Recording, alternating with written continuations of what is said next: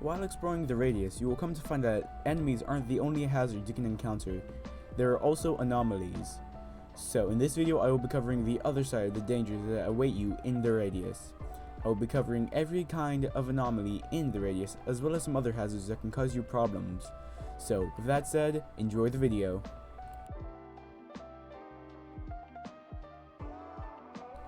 The distortion anomaly is a blue mass of distorted cubes. They can be spotted by using the probes or by finding the particles floating mid-air.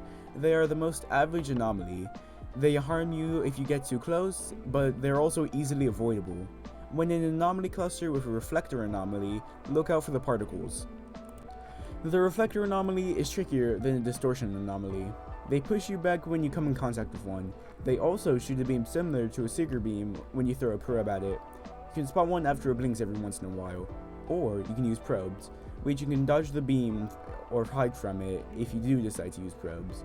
When in an anomaly cluster, however, you should look out for the blinking if you don't want to risk it hitting you with a probe. Black grass mostly grows indoors, on walls, floors, and ceilings. It's mostly harmless as long as you keep an eye out for it.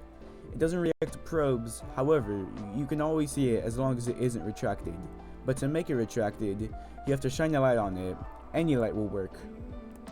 Shock anomalies are particularly dangerous since they are mostly invisible, except for the small sparks near them, and the crackling noises you hear when near one.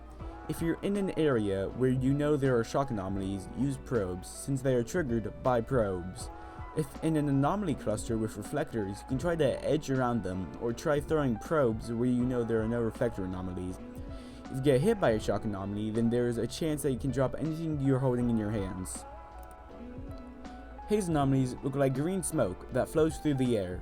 It flows through a set path, so I think you can avoid it, but don't take my word for it, I've never tried it. If you don't want to try and avoid the gas, you can buy a gas mask, which will completely nullify the gas, at the cost of vision and hearing. The haze anomaly doesn't react to probes, however, it is always visible. Just wear a gas mask and you should be fine. Stomper anomalies are giant invisible creatures that can step on you. They are spotted by clouds of dust and dirt kicked up by them.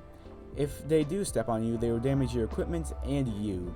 They will set off any grenades you might have in your pockets or vest. They do a lot of damage, so avoid them or be quick from anywhere they roam.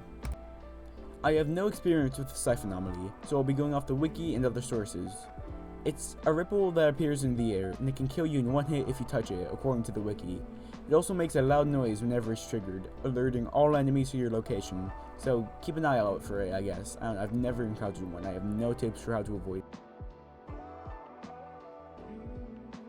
Rifts are hazards that don't directly harm you, as they respawn mimics if you don't kill it after a while. They drop shards after you kill them, which can be sold for money. But special rifts appear that are used for missions. They drop special broken shards. A rift looks like a distorted stationary mimic or fragment, so if you come across a special looking rift or shard, keep it, as you can probably find a mission for it.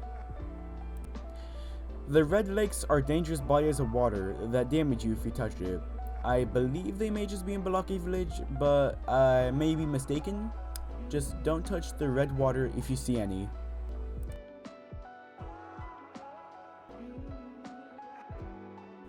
The only gear you need is gas masks and probes. The masks for gas anomalies and the probes for most other anomalies. You should probably also bring medical injections in case you run into some hazardous anomalies. Other than that, just look out for every anomaly.